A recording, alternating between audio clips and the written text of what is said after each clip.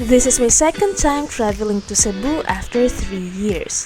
The last time I was here, I called Cebu as my dream province. And after coming back, I understand why even more. In one place, we get the mountains, the beaches, and the city life. Coming back here feels like reconnecting with my dream.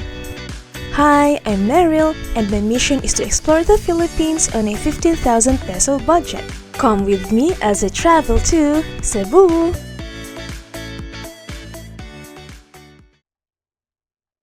Unfortunately, ang dami ko na-delete na videos para sa dive namin, pero I'll try my best to show what I've got. Okay, let's go. Sa dami kong videos, ewan ko ba kung ba't ito lang natira. Basta kumain kami ng overripe banana sa hotel para iwas cramps mamaya. So from Mandaue City, kung nasa yung hotel namin, 3 hours kami nag-travel papuntang Mawal-Bawal for the sardine run. By the way, very informal na yung gagawin kong voiceover since pagod na akong mag-English, tsaka kahit marami nabura na videos, gusto ko siya i-push kasi sayang yung experience. Dito pala namin na-meet si Kuya Rodel, who is the owner of RG Travels. Sa kanya rin kami nag-rent and siya yung nag-orient sa amin before we started.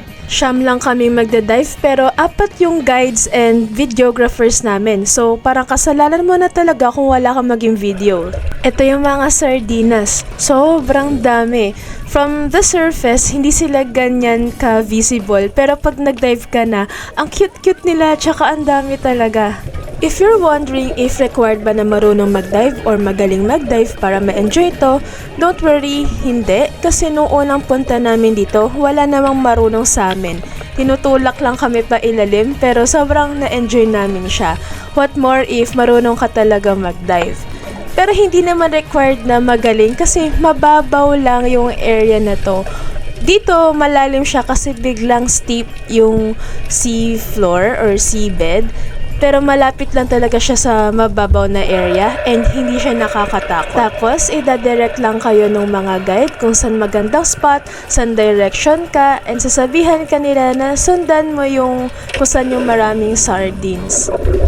Kung ano yung nai-imagine mo na shot, makukuha nila kasi sa sobrang dami, all you have to do is just take your effort and talagang tagalan yung hininga and wag agad mapagod. Kasi ang dami nilang pwedeng mag-video sa'yo kasi effortan ka nilang kuhanan.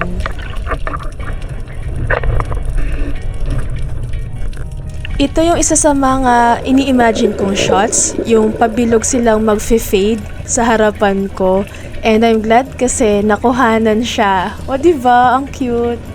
Then all of a sudden, bigla na lang magpapakita yung pawikan. And once magpakita siya, mag-aagawan yung mga turista na lumubog or magpa-video. So nung dumaan siya sa harap ko na as in ako lang yung nakakita sa kanya, nag-duck dive agad daw kahit konti lang hininga ko.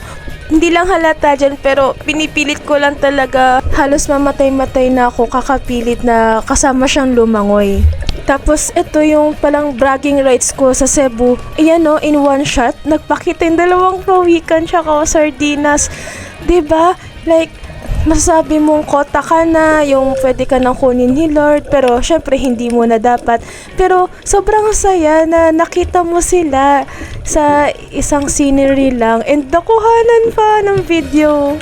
Tapos ito pa, sobrang cinematic, ewan, ano ba term doon? Pero imagine, parang gusto nila akong puntahan, very main character ako, dumaan sila sa paligid ko. Parang okay na, panalo na ako sa buhay. Tapos nung umahon na kami and lakad-lakad konti para marating ito. This is 5 meters deep and for me, malalim na siya kasi mas beginner pa ako nung time na yan. Pero di rin ako marunong magstay underwater. So pilit na pilit yung inom, tapos ahon agad. Sabi ko, di ko kaya. Pero syempre sinulit namin kasi kami na yung turista dito. Kasi itong area na to is for free divers talaga. Paglulutang ka lang, hindi mo siya ma-enjoy. So hanggat may time, video lang kami ng video kung ano-ano lang ginagawa namin. In-enjoy na lang namin yung mga structure dito. So, bago ka pala mag-dive, ipapakita muna nung guide kung anong pose yung gagawin mo. And yun din yung mga usually kung nakikita sa mga reels.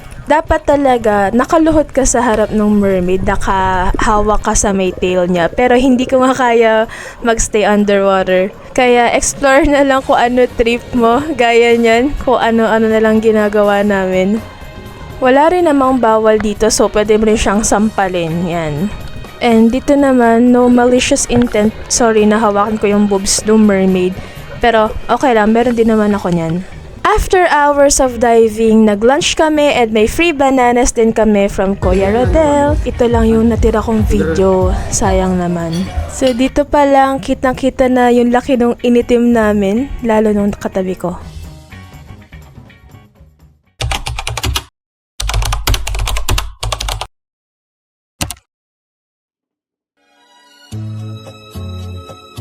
Since nag-splurge kami sa city and sa day 2, kailangan namin magtipid.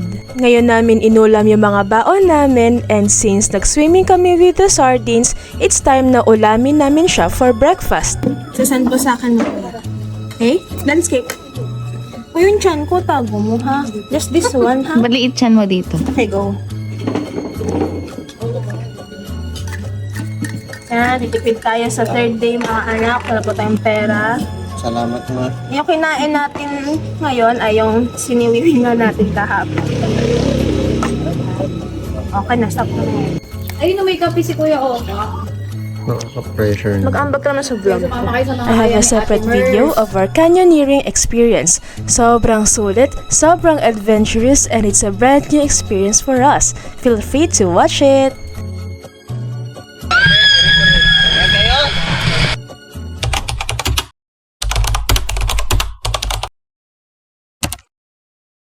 Back to diving! From Walbawal to hours on drive patungong Oslob. Madilim pa lang, nandito na kami dahil sobrang daming turista. Before our turn, nag-stretching muna kami and ilang oras pa yung inabot bago kami masalang. Kami lang pala yung may gears dito, so meaning kami lang yung talagang magda-dive. Hi! Isang hi naman dyan. We're going to dive the whale shark. Hello. Hello po. Eh, pinakamagaling. Ay. Pinakamagaling namin. Ay po, sakay dyan. Hello. Guys, pag-away dito. Okay, boat ride na, going to the whale sharks. Yes, ganyan sila kalalaki. They are called the gentle giants kasi harmless talaga sila. Offense ang mahawakan sila intentionally, kaya ingat na ingat kami na hindi siya talaga lapitan. Unlike sa sardine run na kahit saan ka pumunta may mga sardines, ito hindi. Tsaka kailangan dito magmadali kasi 30 minutes lang per boat yung allotted time. So kami siyam, in 30 minutes talagang kailangan pag sa turn mo na hit or miss kasi dadaan lang siya. So, kailangan makapag-duck dive ka, may hininga ka o wala, nakapag-EQ ka o hindi. So, kahit ang sasakit ng tenga namin, kailangan namin lumubog and lumangoy-langoy lang. So, maganda yung shot mo o hindi, nakalubog ka o hindi, that's it. Kasi dadaanan ka lang nila, lilipat sila sa ibang boat, and then pabalik-balik lang. Kaya si Kuya Rodel, nung turn na nung friend ko, pero hindi pa siya ready, talagang tinulak niya.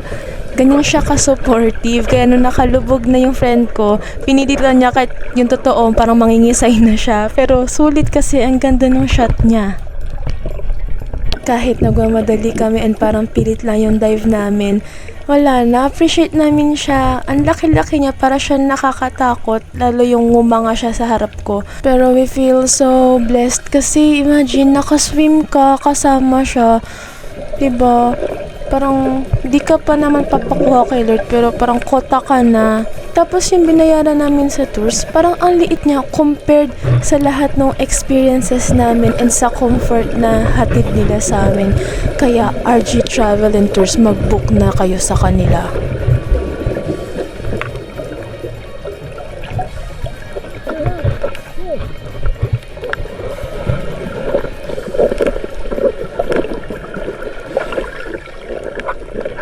Naman, isang video naman dito. Yun. You guys enjoy. Yes. Yun.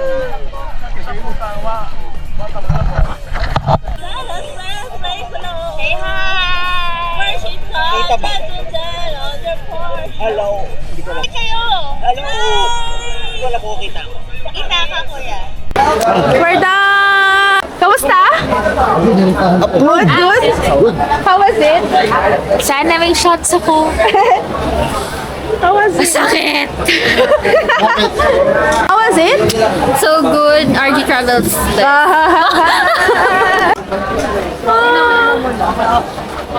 Super worth it! Super worth it! So, until now, ang dami pa rin visitors. Grabe. Paldo, Oslob. Sana gumanda na rin yung mga daan nyo. DPWH, baka kinurakot. Puro tad-tad. Next, punta naman kami sa port going to Sumilon Island. So, bumili muna kami ng accessories. Magkaiba ng shape. Gusto ko yung perfect. Kahanap din ng perfect. Eto iba to eh. From the whale shark encounter, nagtungo kami sa port and short boat ride lang going to Sumilon Island. Nasayawan dati yung high school.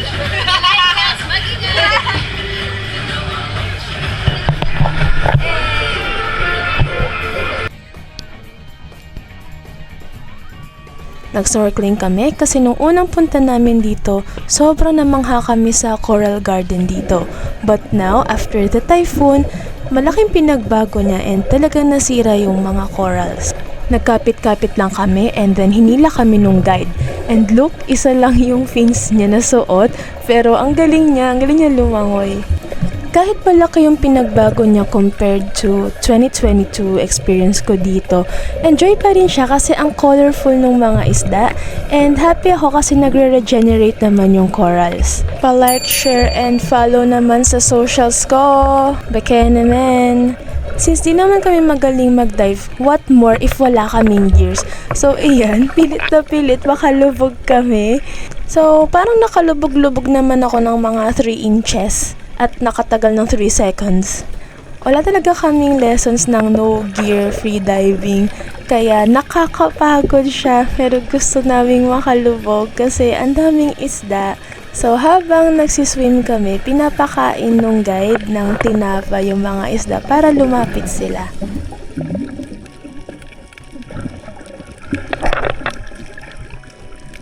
Nung pinapanood namin yung mga videos namin dito, wala, pinagtatawanan na lang namin yung sarili namin kasi pagod na pagod kami pero di naman talaga kami lumulubog. Tapos eto, humilera pa kami, kala mo namang marurunong. Ayun, pinagtawanan kami ng guide namin. Pabalik na kami and our next stop is Tumalog Falls na first time naming mapuntahan.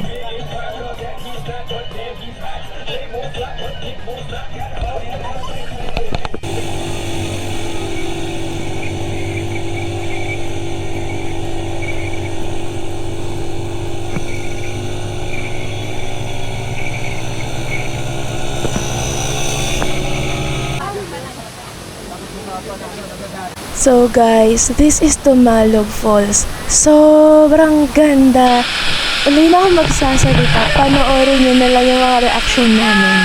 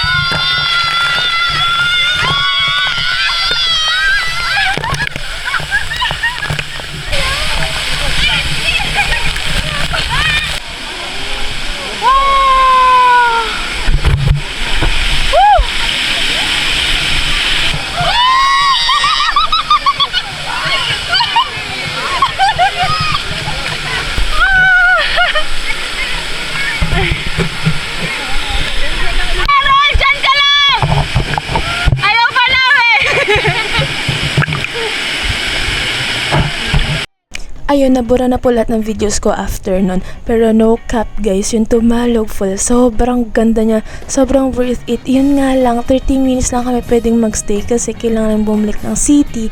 Tapos may flight na kami. Pero gusto namin bumalik doon. Tapos matagal kami sa Tumalog, doon kami kakain. Babalik kami doon kasi sobrang ganda. Kumbaga sa laro, parang yun yung final boss at kung sa palabas, yun yung grand finale. So, ayun guys, pauwi na kami and nagpasalubong shopping lang kami. Ito ilalagay na yung babayaran. 100, 150, 170.